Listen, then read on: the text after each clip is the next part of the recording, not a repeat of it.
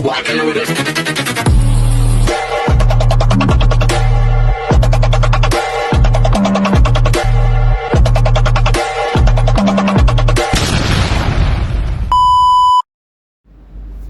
Hi everyone! Good evening! I'm back! It's your Mama Sam dito sa Sam Sam TV. Kamusta naman kayo mga amigo, amiga, kumare at kumpare? Sana lahat kayo ay okay at safe ngayong gabi. Syempre kung ako naman ang tatanungin nyo, nakita naman ninyo ang fresh pa rin ng beauty natin, di ba? So kamusta naman yung mga kaibigan natin na nasa parting south ng parte ng Amerika, and then of course yung mga nasa Saudi Arabia, kamusta kayo? Sana lahat kayo ay okay ngayong araw na to. So happy Friday! So ang saya lang kasi it's Friday, thanks God. So ayan, maaga ako nakauwi ngayon dito sa bahay at ayan, ganyan yung beauty natin after school. Charot, narag. Anyway, so ang init ng panahon pero ang saya lang kasi syempre alam mo yon, Friday na, and then 1 week na lang ang pasok, so pahinga na talaga. So natapos na rin yung mga bata, hindi na sila pupunta yata ng school next week o konti na lang. But happy ako kasi ayan nga, naka-relax na tayo. So gagawin ko na lang yung mga grades nila, i-encode ko na lang. Actually nagawa ko na, i-encode na lang yon, gano'n. Tapos na yon. Matik naman yan pag in-encode. By the way, ang sarap lang. Ang sarap lang ng feeling. Sobrang saya, di ba? So ito nga, may nagtatanong sa akin kung tingin ko daw ba halimbawa si Atisa daw ang mananalong Miss Universe Philippines tapos ang itatapat daw dito ay si Vina. So tingin daw ba natin may laban daw ba si Atisa kay Vina? Oo naman. So may laban, malakas yung laban kasi si Vina matangkad at alam natin na ex-senadora pagdating sa rampahan. Pero kasi yung performance niya, kayang-kaya niyang tapatan ni Atisa Manalo in terms of performance level. So alam natin na kayang gawin ni Atisa yung ginagawa ni Vina na alam mo yun, no, eksena sa entablado, and then kayang mga vogue ni Atisa Manalo at kita naman na natin yon, performance kaya niya. Ang advantage lang dito ni Vina, syempre sa Thailand gagawin, tapos maraming sumusuporta kay Vina, plus nandoon na matangkad kasi si Vina, I think yung tangkad niya is 5'11", tapos si Atisa niya, kung hindi ako nagkakamali, 5'8", pero okay lang naman, hindi naman may iwanan si Atisa in terms of height, di ba? So performance, I think ang performance ni Atisa ay kaya niyang mag-level up at kaya niyang kabugin ang pambato ng Thailand kung sakali. So wala akong dapat ika-worry doon. And then pagdating naman sa communication skills, I think lalamang si Atisa sa kanya kasi si Vina kasi ang problema kasi sa kanya yung comm skills niya. Hindi siya ganong kabongga sumagot. Hindi ba siya ganong katalino. Kaya nga yan natatalo ng Miss Universe Thailand kasi hindi nga siya ganun kagaling sumagot. Magaling siya in performance pero pagdating sa sagutan, medyo naliligwak na ang beauty ng lola mo.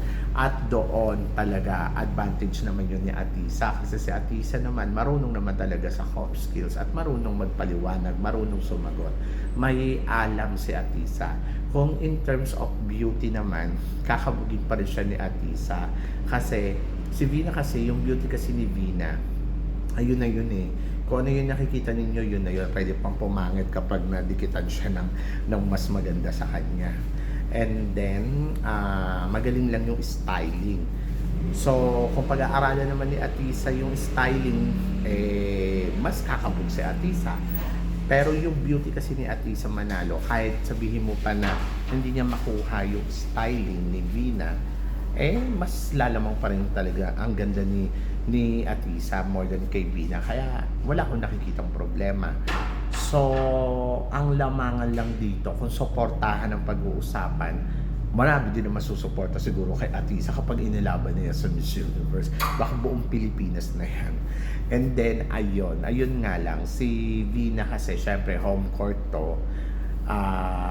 mas malakas talaga, oo, yung suporta na makukuha ni Vina. Pero guys, syempre magtiwala tayo kung pambato natin ay kakabog, 'di ba? Na kaya naman niyang pantayan yung galing na meron nitong si Vina, eh ba't tayo matatakot? Mhm. At saan pa bang aspeto na pwede silang magtapat? Actually, kung magugustuhan ba sila ni Kun An, obviously naman na gusto ni Kun An itong si Vina. Ngayon pa lang, 'di ba, nararamdaman na natin 'yan na medyo lamang talaga dito si Vina kasi dahil nakapagbenta si Vina ng 13 million baht, tapos sobrang laki 'yon para sa organization. But nandoon ako sa part pagdating sa internationally, kung naghahanap talaga sila ng beauty queen materials, I think it's Atisa over Vina. Mhm. So yan. For sure magugustuhan din syempre ni Kun An si Atisa kung makikita niya to in person at mamamangha siya sa beauty ni Atisa. Eh wala na, maliligwak na natuluyan si Vina, di ba? So tingnan natin. Ang ano lang kasi dito sa organization na to ngayon, medyo parang kakabahan ka sa kanila kasi alam mo yun na parang may feeling ka na nagkakaroon ba to ng dayaan, alam ba natin na yung ginagawa nila behind, kasi nga 'di ba katulad niyan si Vina parang sa mga kandidata dito sa Miss Universe Thailand, si Vina ang naimbitahan for dinner tapos yung ibang kandidata parang hindi. So doon pa lang sa part na yon parang masyado na nilang ini-spoiled si Vina, and then syempre anong iisipin ng ibang magiging candidates in the, either international, syempre kung sakaling ipapanalo nila si Vina tapos nagugustuhan na pala ng organization, nakita na ng organization na ay nako, dayaan to, alam na ninyo, charot. So yon, but looking forward tayo, doon lang sa part na yon.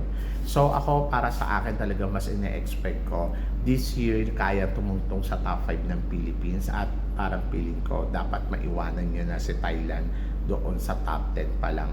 So it's time na kailangan umangat ang Pilipinas talaga sa top 5. Kung hindi, ay nako, maniniwala na ako na wala, pinupush na talaga nila si Thailand all the time, di ba? Lalo na kung makikita mo magpapakitang gilas yung pambato natin, ay nako, wala na, ayoko na. Ayoko na ng Miss Universe, charot. Di ba? Kasi di ba nakakaloka kapag gano'n. Anyway, ano pa ba? Ang kailangan lang sigurong gawin ni Atisa, yung mga pag-choice niya talaga ng mga wardrobe na gagamitin niya kung sakaling siyang ipapadala sa Miss Universe. Kasi ayan yung magiging problema niya talaga, yung mga wardrobe. Kasi iba talaga yung mga evening gown dito, mas kabog, mas eksena. So dapat ganon, mapag-aralan niya talaga yung mga gagamitin niya at mga susuotin niya. Kasi yung mga ginagamit dito talagang aminin naman natin, very level up talaga sila pagdating sa design, di ba? So yon, so sana lang talaga na makuha yun ni Atisa Manalo kung sakaling siya yung ilalaban. Ayun yung mapag-aralan ng maigi. And then makipag-collab siya sa magaling na designer na alam mo na may ibubuga talaga in terms of design talaga ng mga gown, di ba? So sana may mga gano'n na i-level up nila. Anyway, so tingnan natin kung si Atisa nga ba ang ilalaban nila sa Miss Universe this year. And then para sa akin, feeling ko naman kung si Atisa ang itatapat talaga kay Vina, ay walang magiging problema. Parang feeling ko, kaya natin pataubin, charot. So yun, so medyo mahirap to ha, challenge to sa atin. Kahit sinong kandidata kasing ilaban natin dito na itatapat natin kay Vina, medyo mahirap. Dahil alam naman na natin na kung ano ang meron sa organization, at aminin naman na natin, di ba, na ganun sila. But for me, laban lang, and then good luck. Ang kailangan lang natin dito magkaisa kung sakaling sino man yung ipapadala natin. Basta yung kayang tumapat talaga sa ganda ni Vina, sa performance ni Vina, ayun yung mga kailangan natin kunin. Pero tingnan natin kung sino sa mga lumalaban ngayon dito sa Miss Universe Philippines ang itatapat talaga nila, di ba? So good luck. So marami naman din, pero nandoon ako sa part na ay nako, tingnan natin. Basta ako kung ganda ang pag-uusapan, I go for Atisa Manalo kasi siya talaga yung maalaberhen ng mukha at yung tipong walang budol, side by side. Yung hindi siya pumapangit kahit tingnan mo yung kabilang side niya, kahit yung harap, kahit yung sa tagiliran. So, doon, panalo tayo doon. So, tingnan natin. Pero kung ilalaban naman natin ay iba, syempre, support tayo doon 100%. Kasi at the end of the story, tulad na sinabi ko, we are Filipino people, di ba? So, yan. So, kayo guys, ano guys ang masasabi ninyo dito sa pinag-uusapan natin ngayon? I-comment below mo yan para at least malaman ko naman kung ano naman ang chika mo. So, yun. Thank you so much, guys. And then, sa mga hindi pa nakaka-subscribe, ano pang hinihintay ninyo? Subscribe na. Ay nako, Diyos ko, nakakaloka, nakaka-excite, di ba? So yun, so guys, hanggang dito na lang, hanggang sa huli nating chikahan. See you tomorrow. Thank you guys.